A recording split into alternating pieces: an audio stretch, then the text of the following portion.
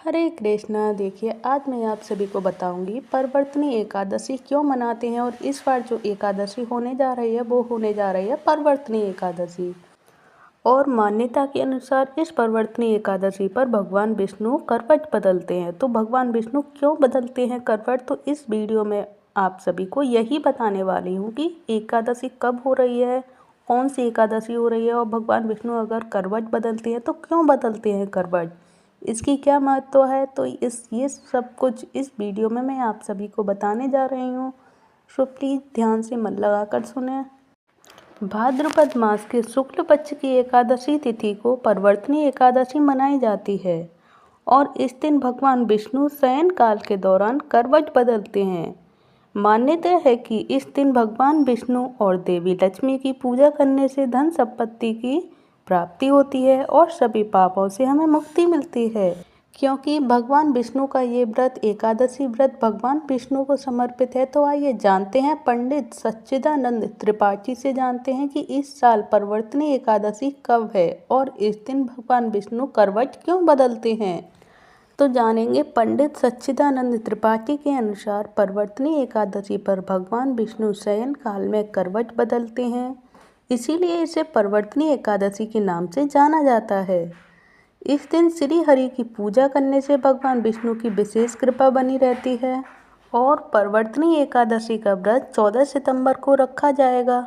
हिंदू पंचांग के अनुसार भाद्रपद मास के शुक्ल पक्ष की एकादशी 13 सितंबर को रात 10:30 से शुरू होगी और भाद्रपद मास के शुक्ल पक्ष की एकादशी तिथि 14 सितंबर को रात 8:41 पर खत्म होगी, यानी समाप्त होगी। तो महाभारत काल में वर्णित कथा के अनुसार एक बार युधिष्ठिर के पूछने पर भगवान श्री कृष्ण ने उन्हें परवर्तनी एकादशी से जुड़ी एक कथा सुनाई थी। उन्होंने कहा था, त्रेता युग में मेरा एक भक्त था जिसका नाम असुरराज बलि था। वह राक्षस कुल का था, लेकिन उसकी मुझ पर गहरी आस्था थी।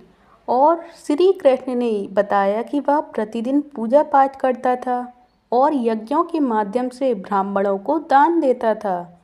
लेकिन समय के साथ उसे अपनी शक्ति का अहंकार हो गया और उसने इंद्रलोक पर आक्रमण कर उसे जीत लिया। इंद्र और अन्य देवताओं को इंद्रलोक छोड़कर जाने पर मजबूर होना पड़ा। इससे देवता बहुत चिंतित हो गए और वैकुंठ धाम पहुंचकर मेरी स्तुति की, जिससे मेरी नींद में खलल पड़ा और मैंने करवट बदली। मैंने देवताओं से कहा कि चिंता मत करो, मैं जल्द ही इसका समाधान करूंगा। इसके बाद मैंने वामन का रूप धारण किया और बलि के पास पहुंचा।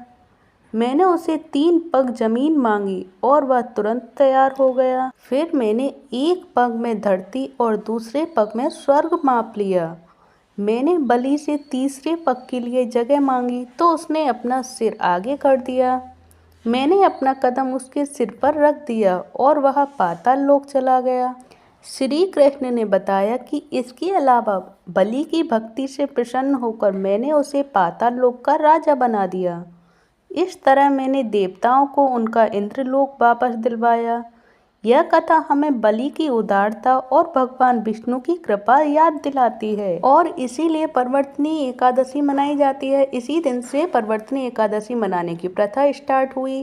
तो देखिए, ये वीडियो में मैंने आप सभी को बताया है कि परवर्तनी एकादशी क्यों मनाते हैं और भगवान विष्णु इस दिन करवट क्यों बदलते हैं। और आप सभी को अगर ये सारी जानकारी अच्छी लगी हो तो प्लीज़ वीडियो को लाइक करें, चैनल को सब्सक्राइब करें। धन्यवाद। हरे कृष्णा, हरि बोल।